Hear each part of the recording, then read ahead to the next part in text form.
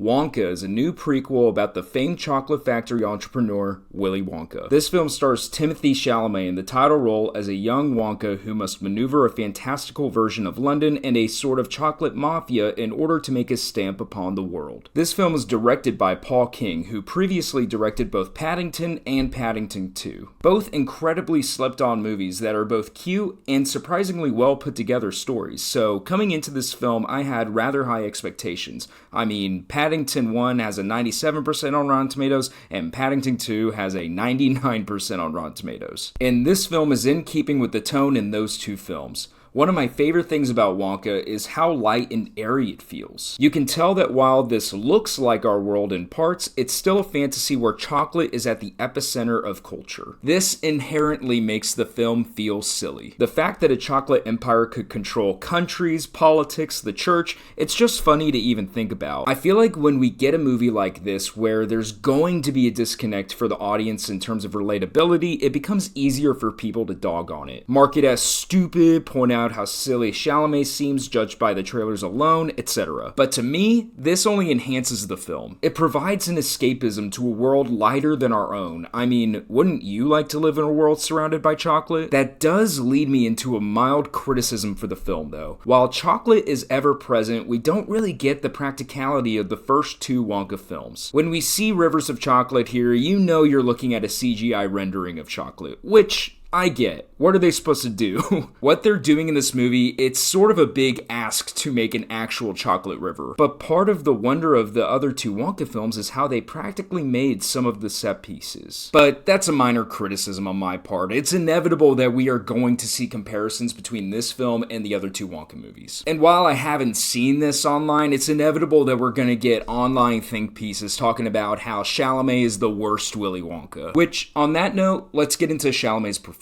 I was worried that with an actor as popular as Chalamet is, that he wouldn't be able to just blend into the role, that we would only see him and not Willy Wonka. However, Chalamet further proved how good of an actor he is. He successfully turned in a great performance as a silly, wacky, hopeful Willy Wonka. I saw an interview that he studied Gene Wilder's performance from the original film, and I could absolutely see this being a younger version of that character. He lacks the cynicism that Wilder portrayed, and I think that's simply because he's younger. He's bright-eyed and bushy-tailed, oblivious that anyone would try to do him harm. It's hard for that character to come to grips with the fact that some people are out to get him. Chalamet portrayed all of these aspects well and further proved his range as a performer. He doesn't just have to do serious films. He can do lighthearted fare as well. On that note, I have to give praise to the actors that portrayed the chocolate entrepreneurs as well. Patterson Joseph, Matt Lucas, and Matthew Bainton made this movie when they were on screen. Absolutely hilarious because of how seriously they're taking everything. And as a fan of the Great British Baking Show, it was fun seeing Matt Lucas in an actual movie. Also, Olivia Colman and Tom Davis as the inn owners that Wonka lives at are hysterical. And then of course Keegan-Michael Key's in this movie. He's hilarious as the police chief who just gets fatter and fatter as the film goes on. On a technical level, this movie is stunning. They successfully kept the production design in line with the fact that this world should look familiar but is otherworldly. The cityscape never looked like CGI to me. It all looked believable and made for a cozy little chocolate town,